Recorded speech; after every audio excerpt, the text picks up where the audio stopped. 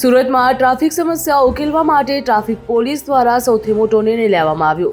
રિક્ષાઓ માટે પાર્કિંગ જગ્યા ફિક્સ કરવામાં આવશે। આડેધડ રિક્ષા ઊભી રાખતા લોકો સામે સુરત પોલીસ દ્વારા કાર્યવાહી કરવામાં આવશે। રિક્ષાના સ્ટેન્ડ માટે જાહેરનામું બહાર પાડવામાં આવ્યું।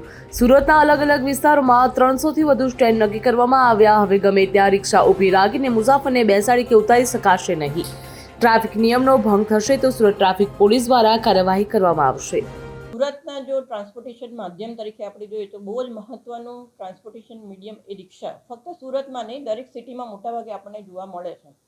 હવે ટ્રાન્સપોર્ટેશન માધ્યમ જે રિક્ષા છે એને ડિસિપ્લિનમાં લાવવા માટે ખૂબ જરૂરિયાત છે અને એવું અમે સુરત શહેરની અલગ અલગ ટ્રાફિક શાખાની ટીમ દ્વારા જ્યાં રિક્ષા સ્ટેન્ડ આપી શકાય એવા છે, જ્યાં લોકોને પણ લાંબા અંતર સુધી ચાલીને જવું ન પડે એવી વર્ષોથી જે જગ્યાએ રિક્ષાઓ ઊભી રહે છે અને જંકશનથી 50 મીટર દૂર એવા કુલ 315 રિક્ષા સ્ટેન્ડ આઈડેન્ટિફાઈ કરવામાં આવેલા છે।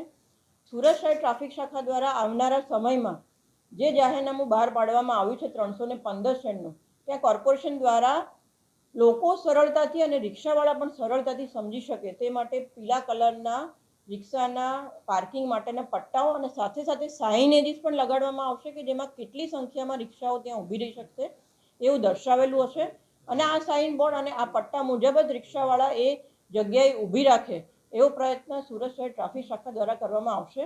લોકોની સગવડતાને ધ્યાનમાં રાખવાની સાથે સાથે રોડ ડિસિપ્લિન પણ જળવાઈ રહે તે અત્યંત જરૂરી છે અને લોકોની સગવડતા પણ જાળવવું ખૂબ જરૂરી છે। એટલે આ તબક્કે રિક્ષા એસોસિએશનની અવારનવાર ટ્રાફિક શાખા સાથે મિટિંગ પણ થયેલી છે, એમને સમજ પણ કરવામાં આવેલું છે અને મિટિંગમાં એમના જેટલા પણ સજેશન્સ હતા કે એમને કઈ જગ્યાએ રિક્ષા સ્ટેન્ડ જોઈએ છે, ક્યાં જરૂરિયાત છે, ટ્રાફિકમાં અડચણરૂપ ન હોય તેવી જગ્યાએ એમને રિક્ષા સ્ટેન્ડ આપવામાં આવેલા છે અને હજી પણ જો રિક્ષા ચાલકો અવારનવાર અમારા જે પણ સૂચનાઓ છે એનું પાલન નહીં કરે તો ચોક્કસપણે આવી રિક્ષાઓ ડિટેન કરી અને એમને આરટીઓનો મેમો આપવામાં આવશે અને કાયદેસરની કાર્યવાહી તો કરવામાં આવશે જ।